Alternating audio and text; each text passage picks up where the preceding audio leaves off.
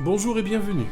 Aujourd'hui, on va répondre à une question que beaucoup de guitaristes débutants se posent sans jamais vraiment y trouver de réponse. C'est pourquoi est-ce que l'accord majeur sonne aussi bien? Et je vais vous montrer que la réponse est cachée dans votre corde elle-même. Pas besoin de connaître la musique depuis des années, pas besoin de lire les notes, il suffit d'avoir une guitare et des oreilles. Mais avant de continuer, je vous invite à vous abonner à la chaîne et à liker et à activer aussi la petite cloche. Alors prenez votre guitare et jouez la grosse corde mi grave, celle-là, la plus grosse, à vide, comme ça. Laissez résonner. Vous entendez une note, le mi, simple. Mais voilà, ce que la plupart des gens ne savent pas, vous n'entendez pas qu'une seule note. Quand cette corde vibre, elle vibre en fait de plusieurs façons en même temps. Elle vibre en entier, comme on l'entend ici, bien sûr, mais elle vibre aussi en deux moitiés, en trois tiers, en quatre quarts. Chacune de ces vibrations produit une note différente, plus aiguë que la précédente. Ces notes s'appellent les harmoniques naturelles. Et le plus incroyable, ces notes sont déjà là, cachées dans votre corde, chaque fois que vous jouez. Maintenant, je vais vous les faire entendre, une par une, c'est très facile à faire. Posez votre doigt au niveau de la 12e frette, juste en effleurant la corde. Alors la 12e frette, c'est la moitié de la corde. Si je coupe la corde en deux à sa moitié, on est sur la 12e frette. Si j'effleure comme ça, je fais la première harmonique naturelle qui est un son de mi.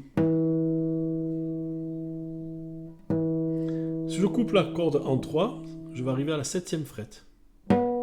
Ou la 19e aussi. Là, j'ai la note si. Deuxième corde. Si je coupe la note en 4, la corde en 4, je vais avoir un autre mi, plus aigu. Et enfin, si je coupe la corde en 5, ici, je suis à la 4e frette, j'ai un sol dièse.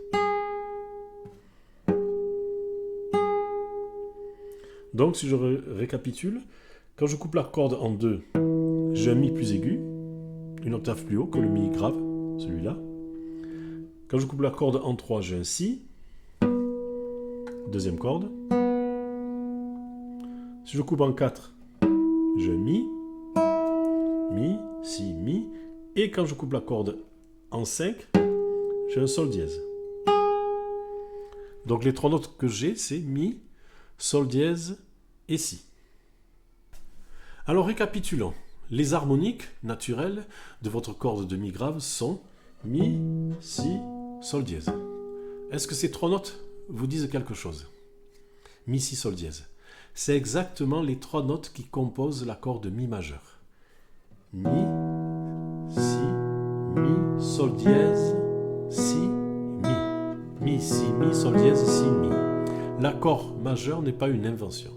Ce n'est pas quelqu'un qui un jour a décidé « Ah tiens, ces trois notes sonnent bien, on va les mettre ensemble ». Ces notes existaient déjà dans votre corde. La physique les a mises là. Quand vous plaquez un accord de mi majeur, vous amplifiez simplement ce que la corde vous chuchotait déjà. Et c'est la même chose pour les autres cordes, pour toutes les cordes. La, par exemple, la, mi, do dièse. La, mi, la, do dièse, mi. La corde de ré, ré, la, fa dièse. La corde de sol, sol, ré, si. Sol, si, ré, sol, si, sol. Et la corde de si, si, fa dièse, ré dièse.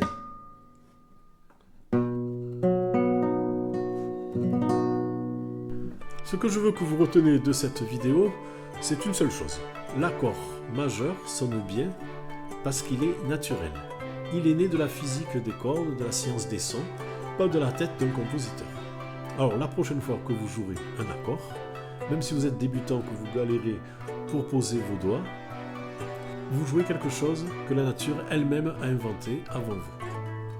Alors à très vite pour une prochaine vidéo.